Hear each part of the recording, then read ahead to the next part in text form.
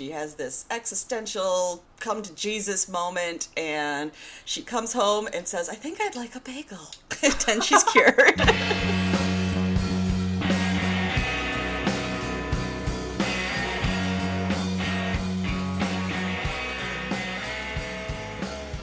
Hello, friends, and welcome back to another episode of Pickles and Vodka, the mental health podcast where imperfect people have imperfect conversations. I'm Christina. And I'm Lauren. And this is our second episode together. So I don't know the whole, start thing yet, except saying my name. No, I think, y'all, did it sound like we practiced? Because we did not. We didn't even know what we were going to say. I think you killed it. Well, I have the script in front of me. I don't know about you. I didn't know we had to have a script. That kind of defeats the purpose. But I do have a ton of notes. Me too. Okay, so thank you everyone who has given us feedback and welcomed Lauren to the podcast. If you didn't hear last week, I made the announcement that I was taking her on as a co-host because doing this thing by myself has been really hard. And I could not be more excited about it. Lauren, how do you feel? Fantastic. Did you show the episode to anyone? Not yet, but I did kind of tease it with some friends that I'm going to see next week. I was like, guys, I've got an endeavor and I might share it with you this week. I still can't believe, 4 years later, I still find it unnerving to think about family and friends listening to it. Mm-hmm. Even though I've been doing it so long, it's just, I don't like thinking about it. Yeah, I'm only, on a couple now, and I already thought that, and I was like, oh, did I say anything that they shouldn't hear? No such thing, honestly. Yeah. I mean, I don't know, it's your life. So this is our second episode together, and we're really excited because for our theme, we decided to talk about mental health depictions in the media, both good and bad. And focusing on a couple movies, I believe. Well, okay, what we were going to do was we were going to gather responses from everyone, which we have, and we were going to read all of them and talk about them. But it soon became apparent that I think we're going to have to do this in a couple episodes just because we're getting so much. For sure. And I think we'll start by talking about mental health portrayals in the movies in particular. One movie that we want to talk about is the 2017 film To the Bone, which was directed by Marti Noxon. Marti Noxon. I just realized her last name had 2 O's and it blew my mind. I knew her from, the Buffy credits. See, I never watched that. I didn't watch it until 10 years after it was on. It was a very random thing, but it sucked me in. Are there any depictions of mental health in Buffy? Oh, for sure. Yes. But yeah, it came out in 2017. It stars Lily Collins and Keanu Reeves, which we'll talk about. I have so many feelings on his role in this movie. I have so many feelings on his role in every movie. So, Lauren, what is your relationship with this movie? Or should we go even further and say, what's the first movie you remember seeing that had, a mental health related theme? Oh my gosh. I think One Flew Over the Cuckoo's Nest, maybe? Ooh, yeah, that's a good one. Yeah, I definitely remember that. A good choice, not a good movie, just to be clear. Yeah.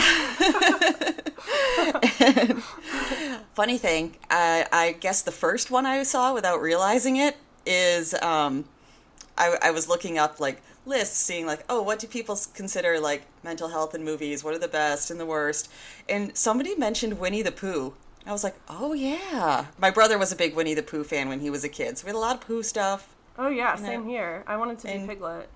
Yeah, I'm Eeyore's clinically depressed. So Eeyore was actually my nickname growing up. I wanted to be Piglet, but in fact, I was Eeyore. I don't know, my mom would always say, give me a smile, Eeyore, or cheer up. And it's kind of stuck with me. Piglet's so freaking out. He's having anxiety attacks every time that they're off camera. Oh, yeah. What if they did an episode where they all, go to the psych ward? It was One Flew Over the Cuckoo's Nest, but Winnie the Pooh edition. Or we find out that it's all, a delusion in Pooh's head, and they're all, patients in a psych ward. And Kanga is the nurse. Yeah. Of course. Yes. Wow. So, this movie in particular, to the bone. You might be wondering, Yes. like, why are we talking about this? Well, first of all, we've wanted to talk about it since we recorded over a year ago. Yeah, that was actually the specific one that came up in my episode, so it seemed like a good start. There's not a lot of current eating disorder movies, and especially one with a cast like this. And so when I saw the trailer for it, I was really excited and kind of nervous that they would fuck it up. I mean, I felt. You know that there's a lot of, what is it? Not Showtime. Just made-for-TV movies that are like... Yeah, what's that channel, though? Oh, Lifetime? Yes, thank you. No, Okay. Not Showtime. Lifetime. There's a lot of, like, Lifetime movies about eating disorders, and most of them are pretty cringy. Yeah, they're all pretty much the same, that it's like, oh, there's such drama, and then it all gets wrapped up in a neat little bow, and everyone's fine. I think you should just summarize the way that most eating disorder films go. Like, I feel like they have a formula, right?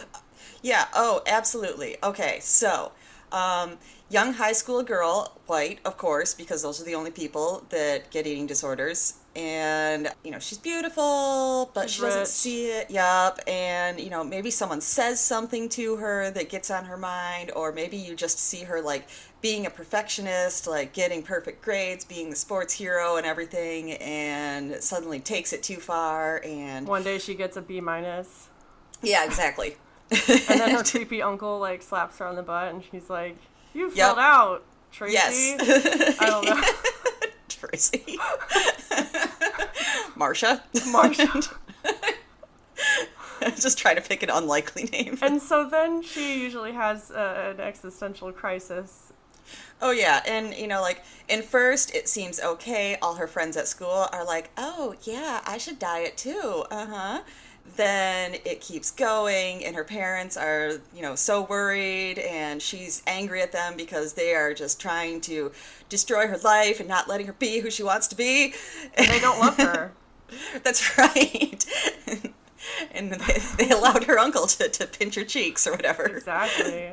So they're all terrible, and then you see her, like, a mega extensive exercise scene. Oh, yeah. And they start putting a lot of, like, dark shadows underneath her eyes and, you know, do her makeup really pale. So they do a scene where she, like, hides food and throws it away. Mm-hmm.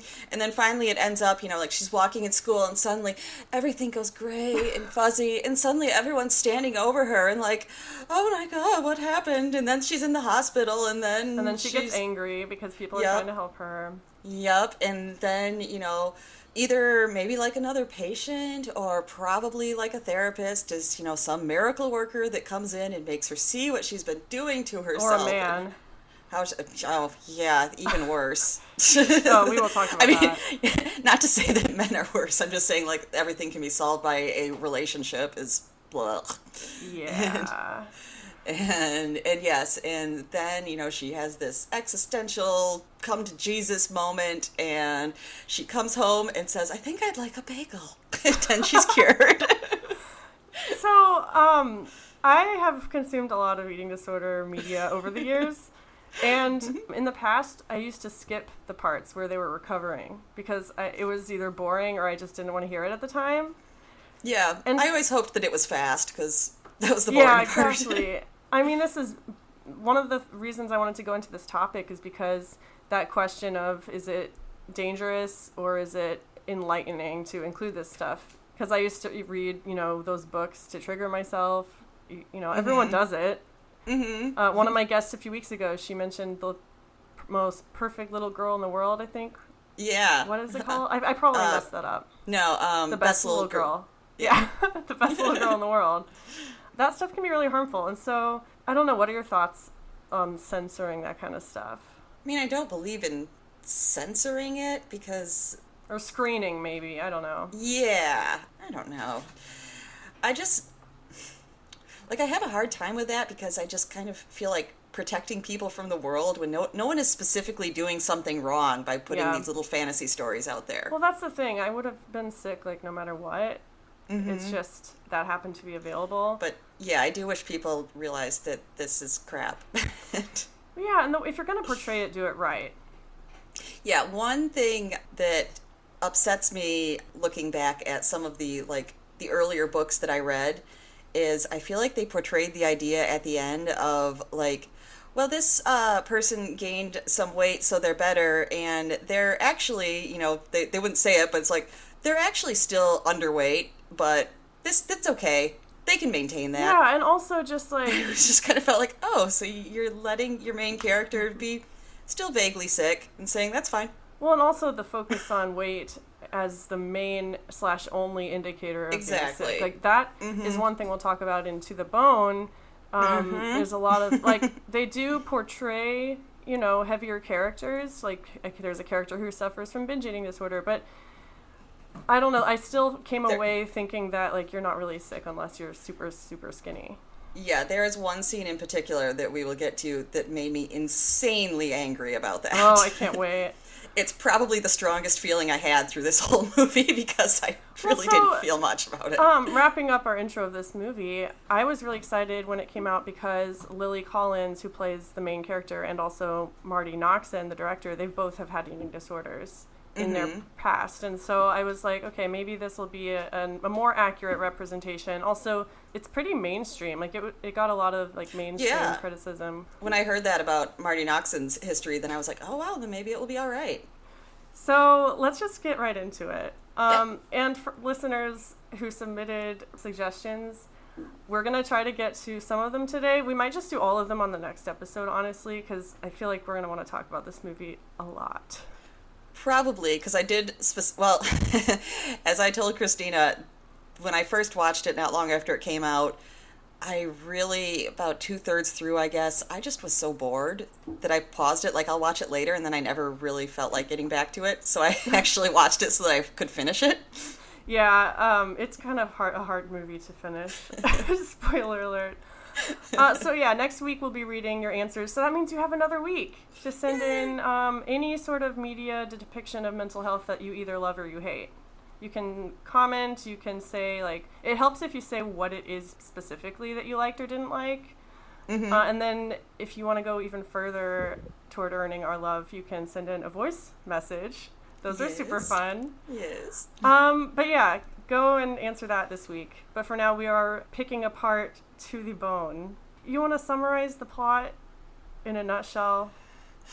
I mean, I don't feel like the plot is a whole lot. It's like you've got your character that's been kicked out of treatment centers because she's kind of a little shit. Which it literally opens up on her in treatment, in art therapy, being anti-recovery and, like... Yeah. I mean... I did kind of enjoy that part, actually. I was like, oh, she's got a personality. Exactly. I mean, treatment can feel like bullshit sometimes. And so I related to her that she was just kind of done with it. I've been there. And you can't really get better until you're ready to get better. That's true. Yeah, the character seemed to be old enough that it's not like she's a teenager being forced into it, but it seemed from her family situation, it was kind of a, either or, pretty much. Yeah. Like, she was kind of forced, it feels like. So she's not really that into it. The main character is a 20-year-old girl named Ellen. She later changes her name to Eli. And she comes from a broken family. Like, her parents are divorced. Her mom is now living with another woman. And she has a younger sister who they have kind of a complicated relationship as well. And we never even see her dad, right? It's just we her never stepmom. See her dad. Yeah. I forgot about that. Yeah. Like, when I was rewatching it last night for, I want to say, the third time, the dad does not make an appearance. I know. I thought that maybe, because I didn't finish it, I thought I'd see him at least at the end, and I was like, we never saw him. Yeah, so Ellen is our protagonist. She is young, white, rich. Yep. I mean, I have to say, like, when I was thinking about the diversity in this cast, they do make an effort, but, like, when I've been to treatment, it has been mostly white women. Yes. And that's sad. Like, it shouldn't be that way, but also I can't, like, a portrayal of that is actually pretty accurate. Yeah, because I think a lot of that, in a treatment setting is probably, like, the cost and the accessibility. It's not because, like, people of color or people from poorer families aren't getting this. It's just Yeah. they don't end up in the treatment centers because so that's less of a complaint against the movie and more of a complaint about like society. Life. Yes. Life. But that was one thing I noticed. Like we said, she is getting kicked out of treatment when the film opens, and then she goes home. Her dad's out of the house. Her stepmom is being annoying. There's a maid there. She's just seems like, oh, it sucks that I'm having to stay here in this awesome house with my own room. And she seems to like her sister. I mean, I liked the sister character. Yeah, so basically she's got no one there. She's got sent home. She's trying to make it work one more time on her own. Her stepmom wants her to go to this new treatment center that's like pretty experimental. Obviously, kind of, yep. She doesn't want to go. And there's a scene at the beginning that was in the trailer that I really want to talk to you about, which is the calorie counting scene. So she eats a meal with her sister, and her sister is looking at her phone, and Ellen rattles off all the calories in every single food item, and the sister's like, wow, you got it. Yeah. And that was not really cool for me to see, like, within the first 5 minutes of the movie. It's kind of an indicator of how they treat that kind of stuff as the film goes on. I don't know, but people do that in real life also, so, like, what are your thoughts on that scene? You know, that one didn't bother me. I think that's just me. You know, different things bother different people. So I can totally understand because, like I said, we'll get into something that really did bother me. I think the thing that bothered me was the little sister's, like, willingness to play along and, like, treating it like a joke. Because that doesn't track with how the sister, like, what you learn about the sister later. It doesn't really track for me. Though I guess I could see it as maybe... You know, if this has been going on for a long time and you're this sister, then, you know, sometimes you just give up, like, just to connect. Yeah. Like, this is the way to connect with you. I don't support it, but... Yeah. And that's, you know, I've experienced that, and it sucks. Like, when I get ice cream with my sister, and, like, she'll go to the frozen yogurt place that she knows has, like, safe options for me, even though that's not what anyone wants. And and then, I don't know, it makes you feel kind of guilty. Because everyone's, like... I don't know. Yeah. Let me check my notes. Also, if you have any notes that you want to read throughout this, go ahead. Absolutely. I don't feel like I have too many in the beginning. One thing that I did actually like in the beginning was a very punchable moment, I feel like, was when, you know, the mom has to, or the stepmom has to weigh her, and she, you know, like, makes her look at herself and everything like that, particularly when she shows her the picture of her and says, do you think that's beautiful? That is so fucked up. And and also, I loved that because I feel like I've heard that so many times that people are like, it's not pretty, it's not cute. And I'm always thinking in my head, well, no shit, I never was doing this to be pretty or cute. I have a list of things I liked about the movie and things I didn't like about the movie. Guess which list is longer? But the stepmom is actually on both lists. Because she's such a realistic character. I just... It's hard because you know she doesn't understand and she's scared, but she also makes everything about herself all the time. She tries to use guilt tactics. And, you know, she goes therapy shopping. Yes. Like, she seems really desperate. And that's why I hated that she said that. Do you think that's beautiful? Because I hate when people say that, but I loved that they included it because you hear that all the time because people misthink, basically, that that's what you're doing. Yeah, hot take. It's not all about losing weight. Yeah. Or looking pretty. Or being hot, yeah. What did you think of the makeup and effects they did for her? I felt like at the end, it kind of annoyed me because I felt like it was a really heavy hand. Yeah. Yeah, I mean, so Lily Collins, like we mentioned, had anorexia in the past in real life. And so when I was looking up, like, how they managed to make her look so sick, because of course I did, you know, she did lose some weight, but she did it, like, in a supervised way with multiple coaches and stuff. And then they did use a lot of makeup. And I think that scene where the stepmom takes a picture of her, like, on the scale, I think a lot of that is CGI. Okay. But it still feels a little bit weird to see, like, knowing that she had that in the past. Like, if that were me, oh, for sure, I wouldn't like that. That was something that I had in my notes too, the kind of controversy over that I was like, I know they said, you know, like, oh, it's supervised and everything, but I don't know, just giving someone that chance, like, hey, do you want to try and lose a little weight for this, and we'll take you back. Don't worry. Yeah. It's Yeah. It's tricky. Like, Hollywood is kind of fucked up. So the stepmom takes her to this last-ditch effort treatment center, which is actually a house where a doctor played by Keanu Reeves practices. How do you... Dr. Ted Theodore Logan. I'm so impressed you remembered his name, because he is just Keanu Reeves to me, forever and always. I know. Do you want to just get this out of the way? We should talk about the Keanu Reeves of it all. Okay. I thought it was a very strange choice. Yep. I thought that right when I saw the trailer. I was like, okay. It doesn't make any sense at best. At worst, I don't know. It's a little creepy.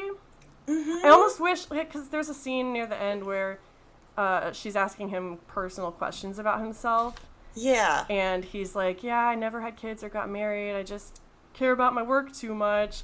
And it's, I don't know. It just, I wish they had almost gone more into that. To either show why he's such a great guy or show that he's, like, really doing flawed. it. Yeah, he's flawed. That would have been, I don't know. Yeah, because it did really feel unrealistic, but very Hollywood, that it's like the handsome, charismatic male doctor is the one to come in and save the day. Also, they are in LA, to be fair. Okay, good point. I've never been, but it probably tracks neither, but a little more.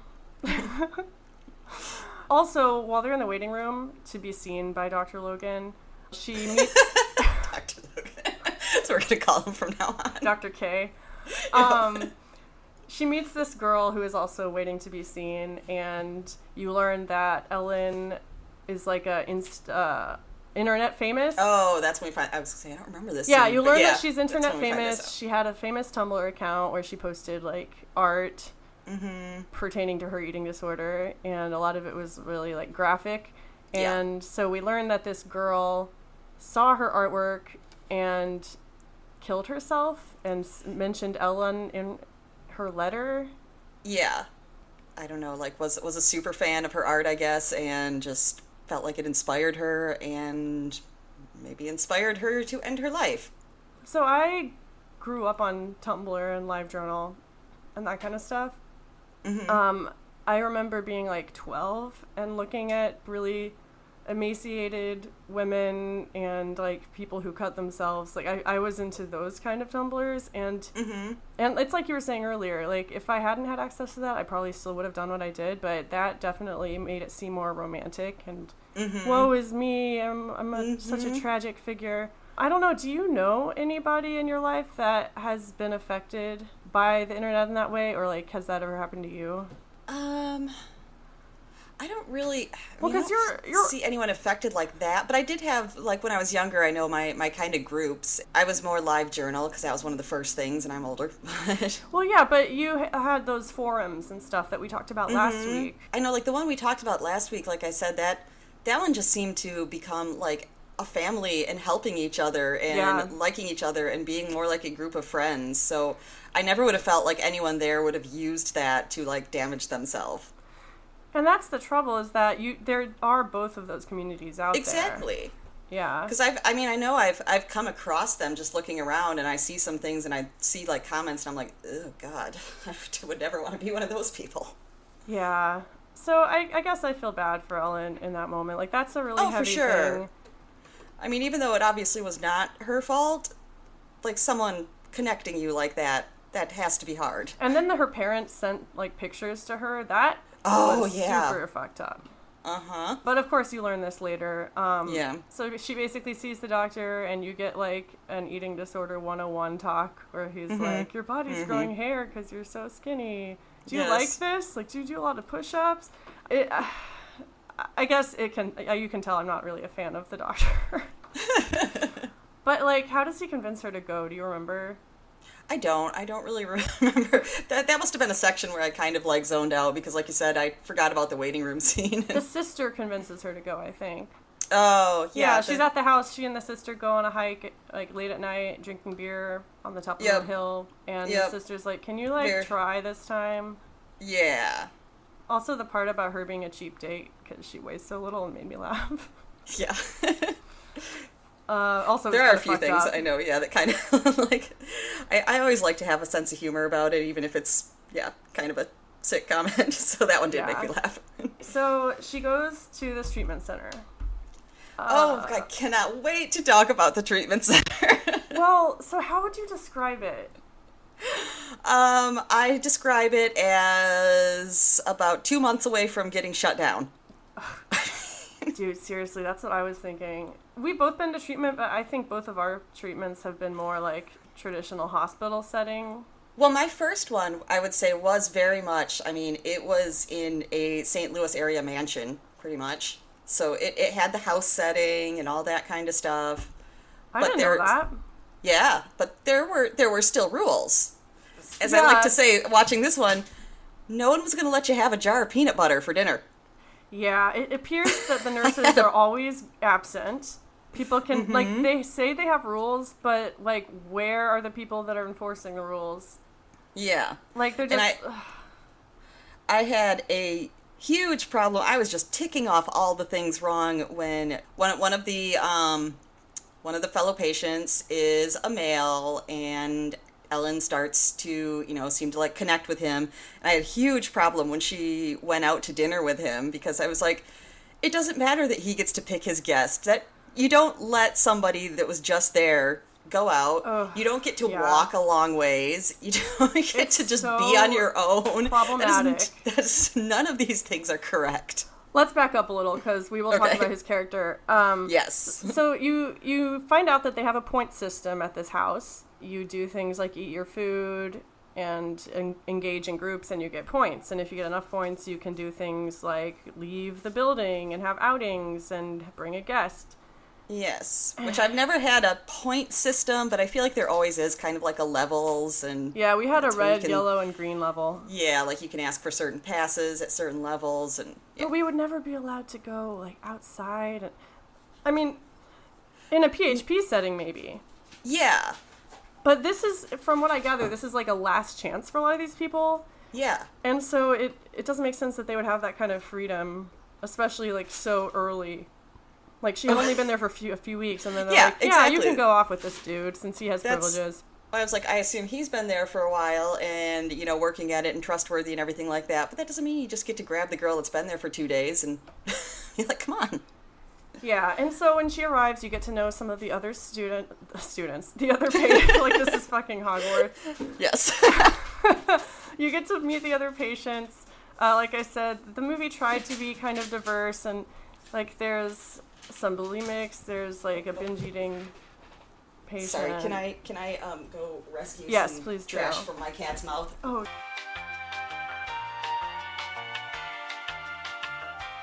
My cats are playing on the cat tree, trying to get my attention.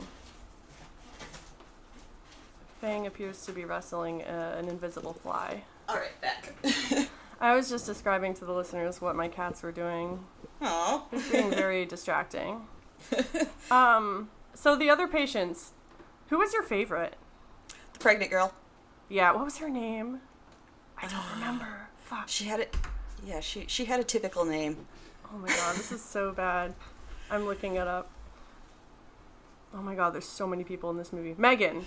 Oh, okay. Yes. Her name's Megan. Mm-hmm. Yeah, she has been to treatment a lot of times before, and her and Ellen like kind of joke about how these people don't know anything about what it's like. Mm-hmm. Which that's kind of accurate. Yeah. I've found there's always going to be those like veteran.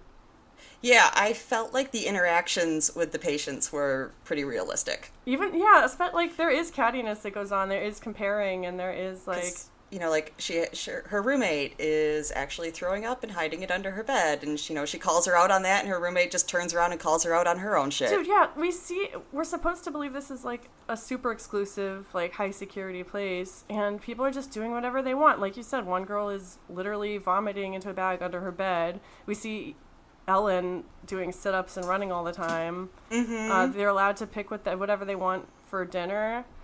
And they don't even have to finish it if they don't want to. And like you said, one girl has like the jar of peanut butter. It's just, I really have a hard time believing any of it. Like I said, it would get shut down. Yeah. That was something I looked up in preparation for this because I remembered this. Did you ever hear of I think it's like Montreux Clinic? No. That got shut down? Yeah, that was, I guess, some lady that started it. I don't think she had any medical degree or anything. I think it was just because her 2 daughters had anorexia and she felt like, she cured them. So Yikes. she was qualified to do this. And it basically is just the theory seems to be to, love and cuddle the disease out of you. I mean, she's just she's carrying patients up and down the stairs and she's holding them and all this kind of stuff. This was real? Yeah. Holy shit. I was actually going to ask you if there was a real treatment center that this was inspired by, but I forgot to look it up. I mean, that was the thing that I thought of because, like I said, that thing got shut down and it was a pretty big deal, I guess. This establishment is pretty sus, I gotta say. Yep. So you meet all the patients when they have their group therapy session, and Ellen meets everyone for the first time. And there's this girl who has a tube that got put in that day, and she's obviously struggling with it. And Ellen fucking tells her how many calories are in the drip. Yeah. That bothered me a lot, because especially if she's been to treatment before, the deal. That's exactly what I thought. I was like, this is not your first time around. You know what you're doing. And just the language around anorexia in general in this movie, they use the word rexy a lot, like a fun little nickname. And there's a scene where, is the dude's name Oliver? I don't remember. Let's call him Oliver. Can you describe him to the listeners while I look up his name? Oh God, what? There's something that he makes me think of immediately when I see him, and now I don't know if it's a person. Luke. Or what? His name's Luke. Okay, I'm still going to call him Oliver. I like it better. So Oliver / Luke, right away, looks like he's trying super hard to impress Ellen. He's got an English accent. He said he's British. He kind of looks like he could either be a gay character or he could not. And turns out he is not, but he is a dancer. They also, God, not only do they have a lot of problematic language around weight in this movie, I didn't really appreciate the calorie Asperger's comments, or they used retarded a few times. Oh, I must have missed that, because that one usually stops me you don't say that. Yeah, and this dude, Luke, sorry, I lost my train of thought. Oh God, I hope that this isn't picking up. Now my cat is batting my shoes around. Well, she's a kitten. What do you expect? But yes. Oh, he. Oh my God, I'm so sorry. No, that's fine. When Fang was little, he went through a phase where when I put makeup on, he would bite my ankles and then run and hide, and it was very annoying. That's adorable. Get ready, it'll probably. Oh, I mean annoying. That's adorable. It was a little bit adorable. It's adorable now. We should just keep talking about Luke, because he is a big problem. Yeah. Well, I'm glad that they included a man. Absolutely. Because men have eating disorders too, obviously. Yeah, that was something I know for me. I didn't specifically come out and say it, but I felt kind of in my brain that I did not want to go to any place that did not also accept males. Because a lot still don't. And I feel I always felt like I related often to the men more, because they were a kind of marginalized group that was the same way as me going, into treatment at 36 and being this is kind of weird. And I'm sure they felt people think this is kind of weird too. So I felt like we actually connected more. 2 of my best friends that in the last treatment I went to were men, and I hung out with them outside of work. One of them I helped buy a motorcycle. I remember that. Yeah. That's cool. All sorts of people can and are affected by eating disorders. Yeah. Luke is, it's interesting because I really did think he was gay as well. He's a dancer. It's probably the British accent. Well, it's just the vibe he gives off. Yeah. And already I'm thinking okay, it's kind of a stereotypical gay character, but at least he's there. Yep. And then he turns out to flirt with Ellen. Yep. And it just becomes very, very uncomfortable. She hates him at first. He's very annoying. Yeah. Although there is some scenes with them, this is one of my favorite notes that I took that I just wrote in all capital letters. God, I miss treatment that let you smoke. Oh my god. I never got that. I had a vape. So when I went to treatment, I didn't think you were allowed to have vapes, so I left mine at home. And then I realized that you could, and so I ordered one from Amazon. And, like, if I was green level, I was allowed to go out and vape with everyone for, like, 10 minutes. But, yeah, the first place I was, you could always smoke outside, and we did. But that's where, like, some of the best conversations happened, I feel like, because everyone's hanging out on the porch smoking. Oh, yeah. What's that movie? Yeah. That documentary? I know what you're talking about. Thin? Yeah. One of the classic OG eating disorder documentaries. I would say that, I don't know. It's also problematic in some ways, but I liked it better than this. Yeah, because it actually was reality. It's a documentary. They were actually filming they people, smoke a lot in that movie. I was laughing earlier because in my notes I also have all caps, fucking Oliver. That's not even his name. Fucking Oliver. Like, basically he is acting like her therapist. He takes her out with him to eat at this Chinese restaurant. He buys her beer. He lies to get them beer, and they're underage. That was kind of funny. Oh, it was funny, but the whole time I was thinking, like, dude, this is so bad for her. Like, she's... Oh, absolutely. She shouldn't be there in the first place, as we said. She should not be there in the first place. I just find it really hard to believe. And then he, like, tries to get her to eat outside of her comfort zone. Oh, God. Like, yeah. He finds out that they have this scene in his room where she hated him before, but they kind of make up. And then she acts all weird and flirty, and he's all acting weird and flirty. And then the next day...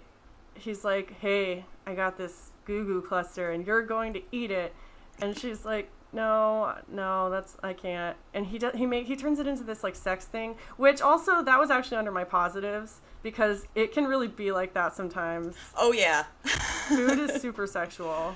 But it's just overall cringy.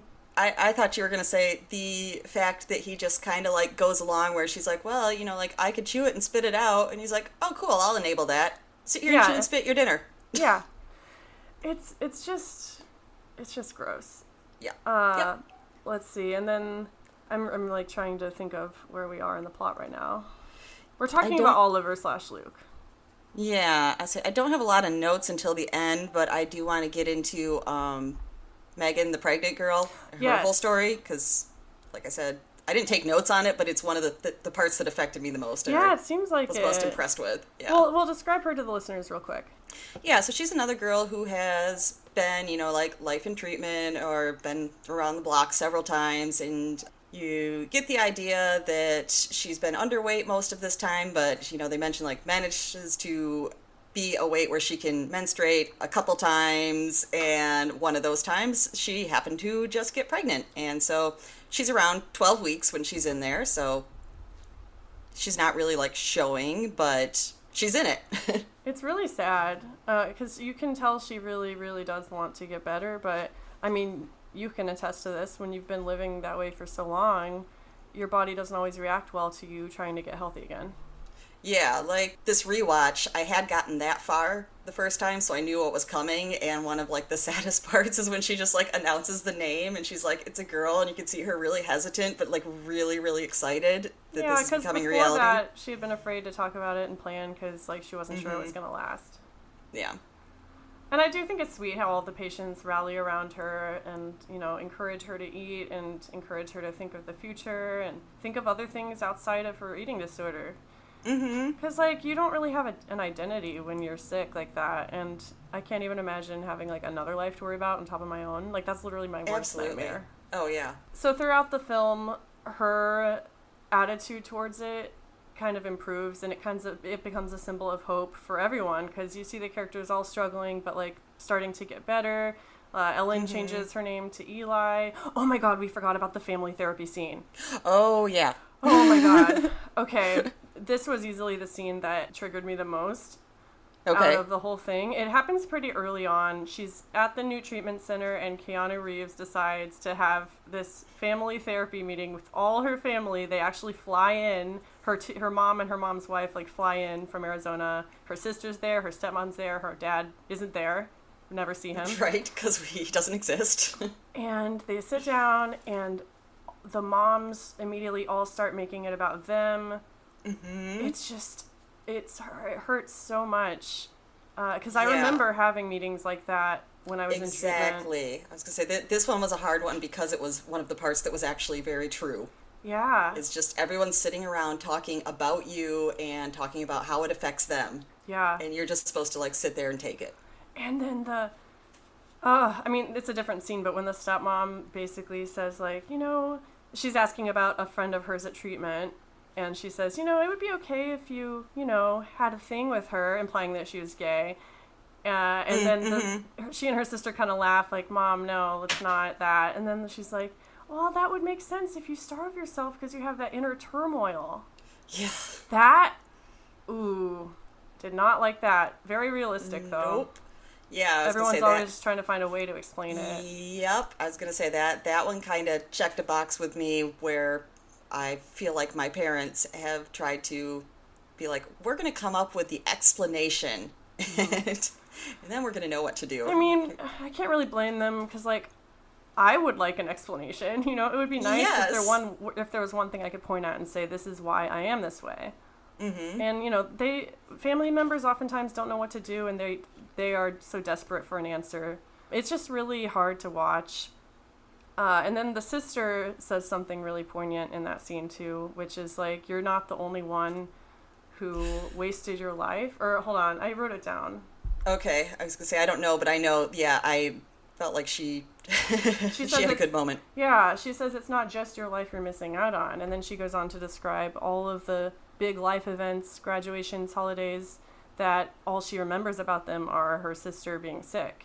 Mm-hmm. And that, the first time I saw that, it made me tear up a little bit because, when you've had an eating disorder for as long as we have, I look back on milestones and all I can remember is, how I was fucking myself up at the time. Yes. That's very accurate. And, I have a big family. I have a lot of siblings, and it's sad for me to think of, what they were going through at the time because of me. Right. If they ever felt it's all about Christina and how she's doing right now. Exactly. So I really, really love the sister's character, and I am sad that we don't get to see more of her after that family session. Me too. And I'm not sure if this is where she says, one of my favorite lines from her is when she says, if you die, I will kill you. Yes. Yeah, that was really cute. I wrote that down because I love that. I mean, joking about this stuff is so healing. Mm-hmm. Sometimes you might not know what to say. You feel like you might say the wrong thing. I encourage you to just spit it out and laugh about it. Yeah. Just make it awkward. It's going to be awkward. Just embrace it. I prefer that approach over just tiptoeing around my feelings. Exactly. Mm-hmm. So the family session doesn't go well, but she starts becoming more comfortable at the treatment center, making friends. Yeah, she seems more connected to the people there and allowing herself to be connected. Yeah. Yeah. So I feel like she didn't do that in her past ones. No, not at all. It seems promising. She changes her name to Eli. Why? I don't know. It's not a gender thing. No. Even, it's just she doesn't like her name. Keanu Reeves is you don't seem like an Ellen to me. It's so random, and I know. I don't hate it, but it's just very random, and I don't think it contributes much. No, I don't think so either, but I did make a note that was man, I'd love to change my name. Right? Yeah. I know. I also was thinking while I was watching, what would I change my name to? Uh-huh. A friend of mine actually told me once she thought that I looked like an ivy, and I love Ooh. that. So I'd be Ivy. I love that. I support it. Okay. So Keanu Reeves also takes them out on this field trip to this art exhibit, which it's kind of a cool scene. They go inside this big building, and he's like, what do you want? And water starts raining down from the ceiling, but it's not, I don't think it's real water. It's an art thing. Do you think it was real water? What I thought, because I'd heard of an exhibit like that, at some point where it was supposed to be like raining, but it somehow like sensed you, so the rain never touched you, even though it was always raining all around you. Oh. So that's what I thought that actually was, but then I thought that they were like drying off after it. Yeah, I did see them drying off. Just like, so it just rained on them. It's less cool. Well, it's kind of a cool scene. Yeah. They're basically just... But I didn't understand the point of the exhibit, that it's just like, it rains. Yeah, okay. I didn't really understand. Like, Keanu Reeves has this whole speech. Yeah. I don't even remember what he talks about, honestly, except at the very end when they're toweling off, he's, like, encouraging them to shout "fuck you" to their eating disorders, I guess. Yeah. I want to know where he got certified. Oh, yeah. San Dimas High. That was very specific. Wait, I thought that was what the Bill and Ted High School was. Oh. Didn't they San Dimas? I think so. I've only seen that movie once. Okay. I'm catching up on my pop culture at 30 years old after being homeschooled. I just know at some point in a movie someone screams out San Dimas High rules, and I can't remember actually if it's Bill and Ted or if it's Billy Madison. Because they both have scenes like that. Yeah, I wouldn't be surprised. He doesn't make sense. No, not in that role. Basically, But I did like when the little sheltered girl just goes, fuck! Oh, yeah. They all clap. Oh, yeah, so Ellen / Eli has two roommates. She's got the bulimic girl who's secretly hiding vomit under her bed, and then she has the feeding tube girl who... The one that she is informed about her tube. Yeah, she seems to be really young, and she, surrounds herself with pony stuffed animals. Nothing wrong with a My Little Pony obsession. Of course. I felt bad for her in the end. Like, I didn't get the sense that any of them were getting better anytime soon. Yeah. And this comes to a head kind of when Megan loses her baby. Yeah, I was just going to say, I feel like she was really the only one I felt like was obviously improving. And then... What were you feeling during that scene? It just was... What did she say? First of all, the actress did fantastic because I felt like her heart had been ripped out of her body from how she was like crying. Mm-hmm.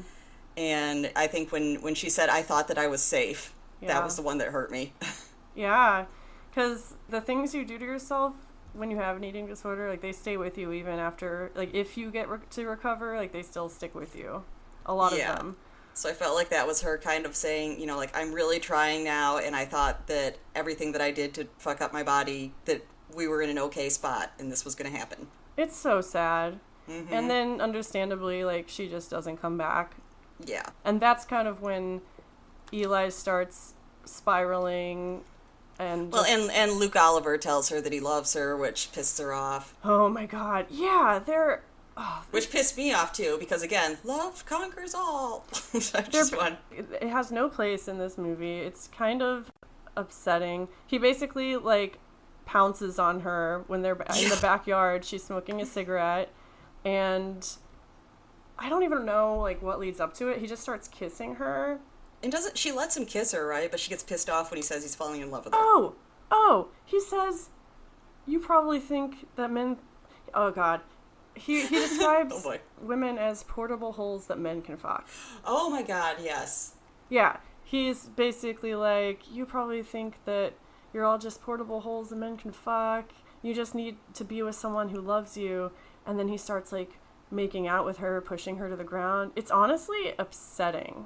Exactly. It's pretty much assault. Yeah, it's assault. And where the fuck are the nurses? Mm-hmm. Where are you at, Keanu?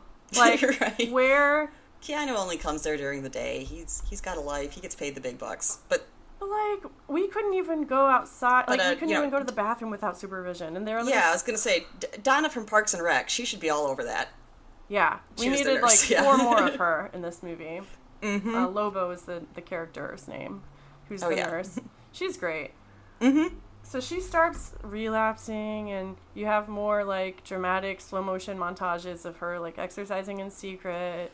Yep, her makeup gets darker. Yeah, and then you cut to a scene in Keanu's office, and he's like, what the fuck? You're not doing better. And that's when she asks him about himself. Mm-hmm. And she's like, this isn't working, fuck you. And I was on her side more often than I thought I would be when I rewatched this. Yeah. Because, like, I've gotten really defensive in treatment sometimes when it seems like the doctors aren't on your side and there's too much drama and you just like feel like you made a mistake and you just want to go. Yeah.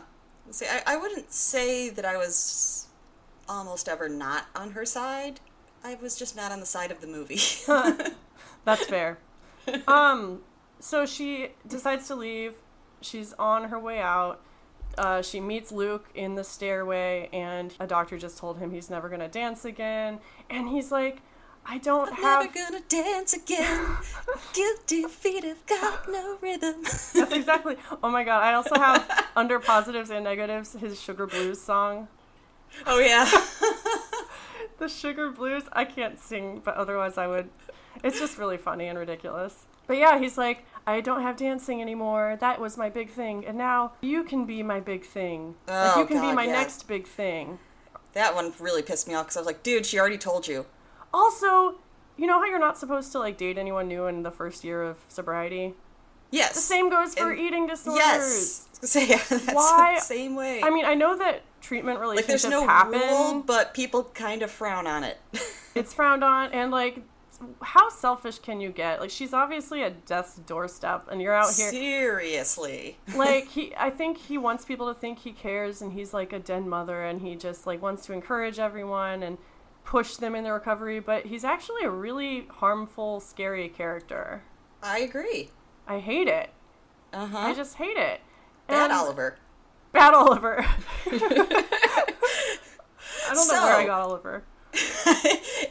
If we can go to when she leaves, I can explain the thing that pissed me off the absolute most and made me want to break my TV. I think it might be the same thing that I have in my notes.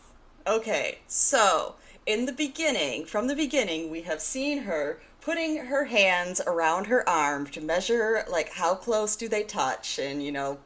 Body checking. Yes, and it is very common, strangely enough. That was one of my obsessions. Oh, so same. In the beginning, I had no trouble with this, because, again, I was like, well, that's realistic. That's what you do.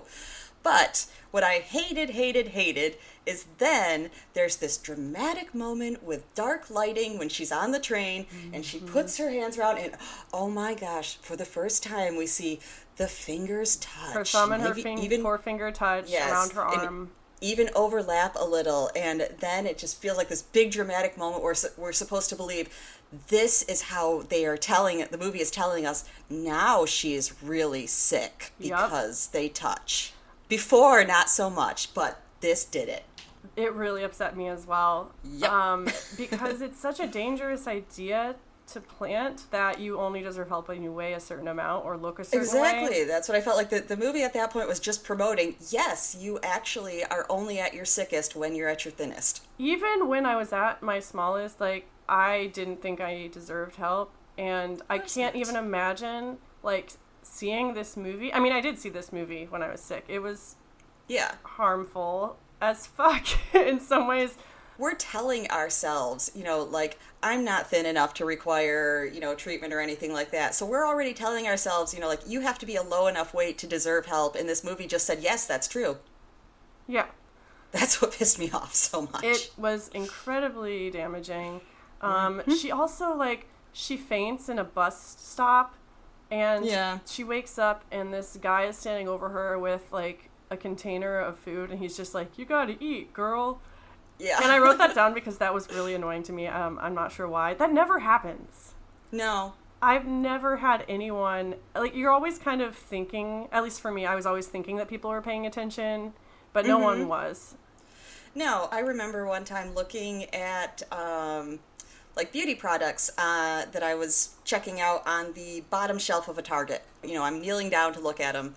And yes, that happens when you are really, like, denying yourself food, messing up your body, things like that. I went to stand up and suddenly, like, everything got, like, cold and sweaty and, foggy. And I was like, okay, I got to kneel back down and hang on until I can stand up again. And, the next time I tried to do it really slowly, but even like that, I stood up and I was like, nope, not yet. And to go back to kneeling down. So it's like, I felt like I looked crazy in the middle of Target, just like kneeling in front of the shelf every once in a while, slowly lifting up and being like, not yet. But it was not a big dramatic moment. Eventually, like, my head wasn't fuzzy when I stood up, so I walked out and went home. And I hate that. That is really significant and, like, worries me to hear that. But also, it's easy to keep going if you don't think anyone is noticing. Again, this movie is perpetuating... Because again, it's the movie thing. They say that there will be this big dramatic moment and that will... Yeah, and like, okay, since a stranger offered me food and told me I need to eat, maybe now I'll get help. Like, maybe now I'm sick enough. And right. You can't wait for that stuff to happen because, A, it might never happen, and B, like, you deserve help regardless of whether you're fainting and shit. Exactly. So she's on the bus. She has her finger arm moment. She gets to her mom's ranch. That her mom appears to be like a wrangler or something. Yeah, they got horses. Yeah, she and her partner have horses, and they have like a glamping setup with a yurt in the desert that they let Eli stay in. And I thought that was kind of cool. I'd stay there. Oh yeah, I was just thinking how I wish I had a fan or something. Because it looked hot. That's true. So here we have one of the weirdest scenes in the movie. I didn't get to this the first time, and then I heard everybody talking about it. And I did make a note that I said it wasn't actually as cornball of a moment as I was afraid of hearing about it. So my mom watched this movie when it came out, and she said this part made her cry. So well, see, that's my next note is, after saying that, as I said... But it still wasn't this dramatically moving moment as they clearly expected it to be. Yeah, so basically, like, you've gathered by this point that the mom and Eli have a strained relationship, and the mom basically comes into the tent where Eli is just, like, fainting away. Like, fading away. Yeah. The movie poster is literally a picture of her, and it says, "Don't fade away." Oh my god, I've never seen the poster. It's very Anna Butterfly. So her mom comes in and she's like, "I have an idea. I don't think I really like took care of you growing up, and I think you need this from me. Like didn't get to be taken care of, and so I'm gonna feed you basically, and that'll fix both of us." Well, and I know the mom said, like, it came suggested from someone, and you get the idea that the mom's into kind of, like, hippy-dippy stuff and, like, alternative medicine. So it did actually, like, when she brought it up that way, I was like, oh, then it does make sense that she got this idea. It tracks for that character. Yes. So she whips out this, like, bottle with rice milk in it that she made herself, and not Lily, I'm thinking of the actress. Yeah. Eli, Lily, Ellen... climbs into her arms, and she starts feeding her from the bottle. That's why I said it wasn't as weird as I expected, because I just heard, like, oh, there's this moment where her mom holds her and feeds her a bottle like a baby. And what I imagined when I heard that is that she was still in the treatment center and Dr. Logan was over there, like, suggesting it. So I mean, he probably would. Like, that's where I was just kind of like, okay, I don't know if I can watch this. This sounds awkward. Yeah. Luckily, we don't really see him again, I don't think. We'll talk about the ending, because it left a lot wanting, I thought. A lot of questions. Yes. So after she gets bottle fed by her mom, she leaves the tent and starts walking into the desert, and... would it be safe to say that she hallucinates? She kind of hallucinates, yeah. She kind of has another moment where she faints into the sand and she's looking up at the sky and everything fades to white. What? I just put it together. What? Because the mom's all, like, hippie crazy. She, like, slipped peyote in that milk. She's off, like, in the desert having a trip. Whoa. I think you're onto something. I think so. All right, I revoke everything I said about that scene. Her mom's my favorite character now. Yep. I mean... her mom thinks she needs to go on a journey, and so she's... I really think I'm pretty sure I have COVID, and, like, my brain is just all over the place right now. But, yeah, people can use psychedelics for therapeutic results. I'm a supporter of that, as long as it's, safe and... supervised. Yeah. But that's not what happened here. No. She goes and there's a dream sequence. So at this point, there's like 10 minutes left in the movie. She's dying in the desert. She starts hallucinating this. And after we discuss this, then I'll tell you another big note I have, which actually made me like this movie better. Oh, I have a short list of things I liked. We'll leave you on a positive note. Don't worry, y'all. So you see her, but she's healthy now. She's in a white dress. She looks gorgeous. She's like put on some weight. She's sitting in a tree looking down, but she's also at the base of the tree looking up at herself. For 2 seconds when they show her waking up, then I did not quite realize it was a hallucination yet. And, because Loverboy is in her hallucination, then, they show her laying there, and I was like, wait a minute, she's suddenly made up and beautiful after a night in the desert. I'm like, is that just to make this a beautiful scene? Yeah, but then they found out, yes, it's a hallucination. She's sitting in the tree with fucking Oliver / Luke, and they kiss, and he's like, you need to look. And she looks down, and she sees her emaciated body, naked for some reason, curled up and dead. Yeah. And that is the moment where she decides to get better, I guess. Yes. She wakes up. She's got chapped lips.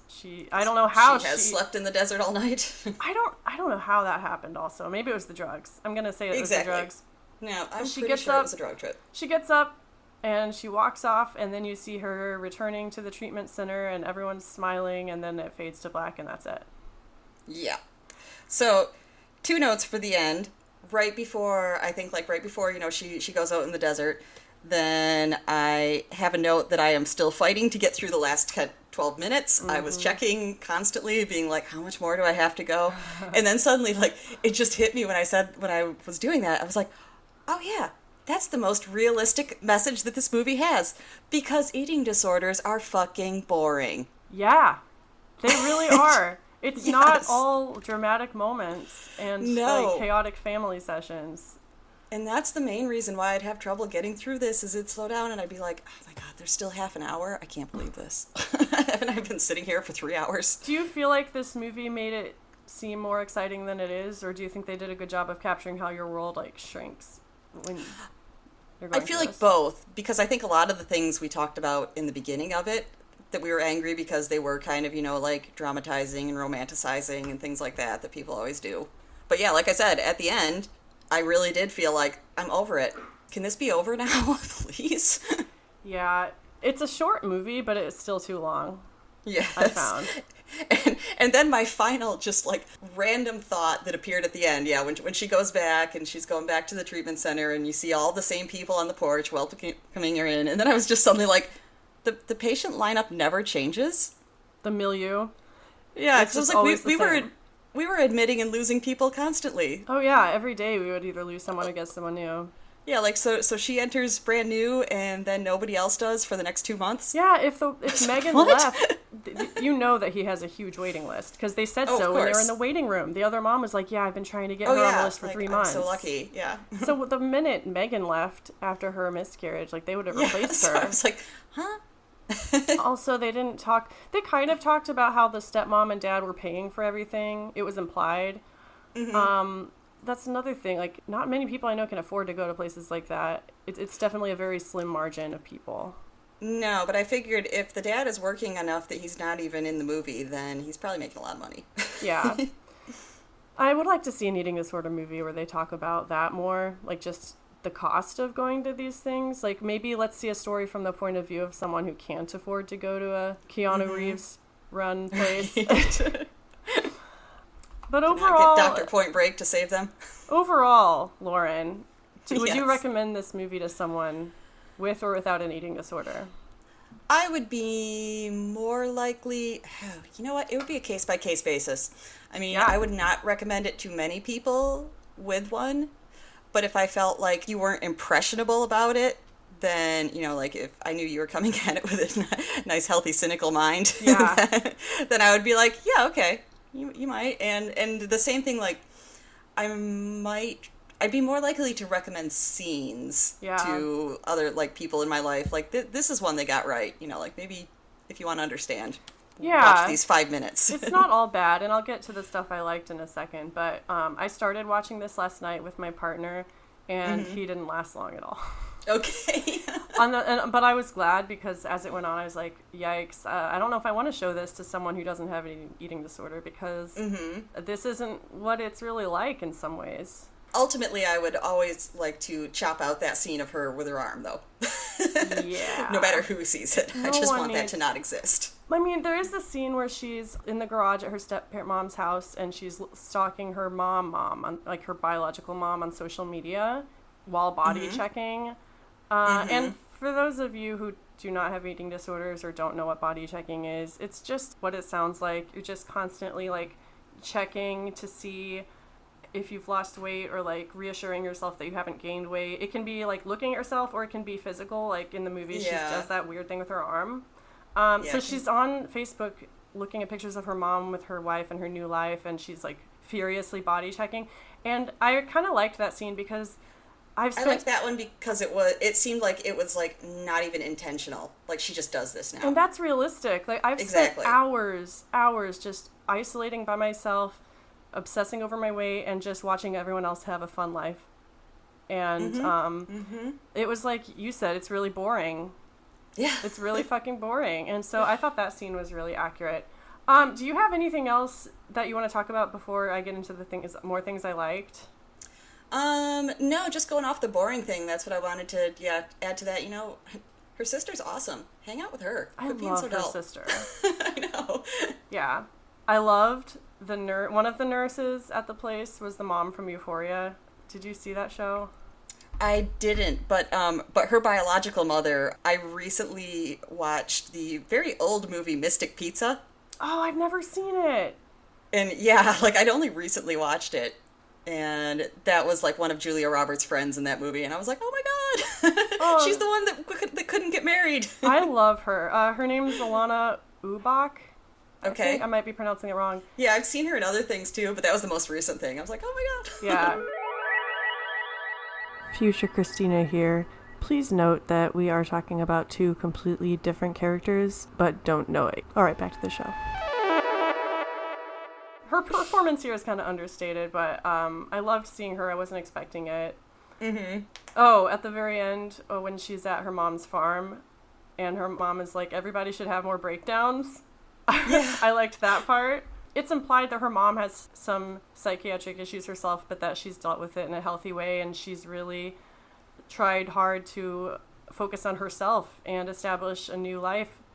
And the fact is, her partner, they say, is some sort of therapist herself, right? I think so, yeah. And that's a topic also that is hard. Like, what if recovering means, quote unquote, ignoring other people and people who call you selfish? I get the feeling that people blame the mom in the movie a lot, and the mom probably blames herself, but it's not that simple, you know? Yeah, I feel like she's probably heard that a lot. Like, the first time I saw the movie, I was kind of mad at the mom, like, yeah, you did abandon your daughter when she was sick, and you went off and focused on doing whatever you wanted. But the second time I watched it, I was like, okay, like, she is just trying her hardest to take care of herself and her own happiness. Yeah. Like, as a parent, it's so important to make sure you're happy, like, be a good role model. I don't remember if it was said, but I know I got the feeling that the mom had been going through this with her daughter for a while, and she just kind of reached a point where she couldn't, like, for her own, like, you're well-being. Totally right, because Ellen lived with them for years, and that's hard, too. Just realizing that you can't control your kids' choices. Like, that's what I imagine, is, like, there had to be some moment where she's like, you know, you're my daughter and I love you, but I just can't do this anymore. That's what I felt like. It's probably... Look at her establishing healthy boundaries. That's right. So, I like her mom. I guess I like the bottle feeding scene, at least what it represents. It's still uncomfortable to watch, but maybe that's the point. Uh-huh. I like it, because like you said, it was in character for the mom. Yeah. She seemed like someone that would hear that and be like, let's give it a try. So, that's to the bone. Yeah. I do not like the language in the movie. We didn't talk about it, but there's some characters that make some weird homophobic comments too. I mean, it came out in 2017, so it's a little dated, but still no excuse. But that's why I couldn't believe, like, no one in 2017 should be saying retarded. Yeah. It's just a lot of the writing was in poor taste. Yeah. Loved the stepmom. She's a nightmare character, but I found her really realistic. And an amazing actress. Like, there were times I felt bad for her. She was just, like, trying her best. And it's a hard thing to deal with. I felt like they originally kind of, like, paint her as a villain, but then you start to see more, like, both sides, and it's like, oh, she's got to deal with a lot. Yeah. So, you said you would recommend sparingly to people, this movie, right? Yeah, and I probably wouldn't really recommend it, like you said, to people that haven't really dealt with, like, at least if you haven't dealt with any sort of, like, major mental health problem, then I'd say no, because I just don't think you'd enjoy it. I think you'd get bored much more than I did. Yeah. Do you have any other eating disorder movies that you would recommend over this? Probably not, because as we talked about in the beginning, they're pretty sparse and worse than this. Yeah. Yeah, it's a really difficult thing. And in the coming weeks, we'll talk about other movies and TV shows and media that depict this and other mental illness issues. Mm-hmm. But I just wanted to do a whole episode on this. That's cool. I have one, actually. So it's a mini series on YouTube. It's called Binge. Have you heard of this? Oh, yeah, I forgot. I did watch that. It's a dark comedy about bulimia and addiction. All the episodes are online. It was written, co-written, and directed by Angela Golner, who has recovered from bulimia herself. Mm-hmm. Maybe she doesn't direct it. It's a very. I know it was small, like her project. Yeah, it's a very like low budget YouTube series, but it's so much better than To the Bone. Like the way that they depict the binging and purging and self-hatred and addiction and everything, is just how it affects your relationships. It's so good. It doesn't hold anything back. The main character is super flawed, which I like. Yes. So, is that the one where she has my other coffee cup as your mom? Yes. So yeah, you can watch that at bingetheseries.com or by searching it on YouTube. Yeah, it's on YouTube. Yeah, would highly recommend that over To the Bone. I agree with that. But yeah, that's it. How do you feel about it? I feel like my cat is going to bite my cord. Sorry, just suddenly attacked again. She better not. I'm gonna sue her. Aw. I take it back. I don't mean that. Meatballina? Is that your female name? She's gonna call you a girl.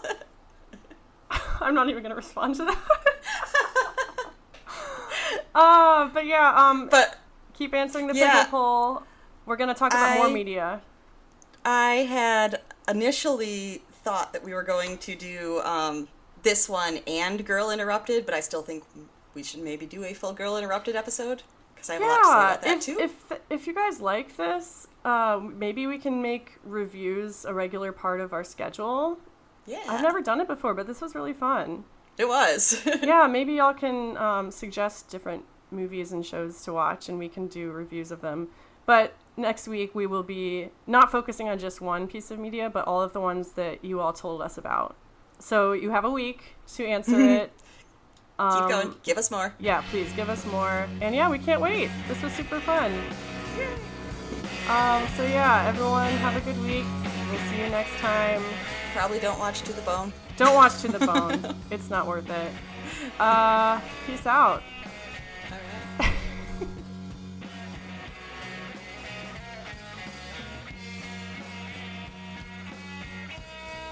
Hello, friends. It's Christina again.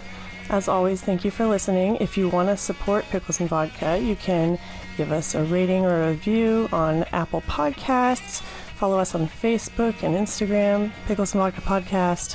If you could relate to anything at all we talked about today, or you just want to say hi, email me at picklesandvodkapodcast@gmail.com or DM me on Instagram at picklesandvodkapodcast. Stay safe and have a good week. Bye.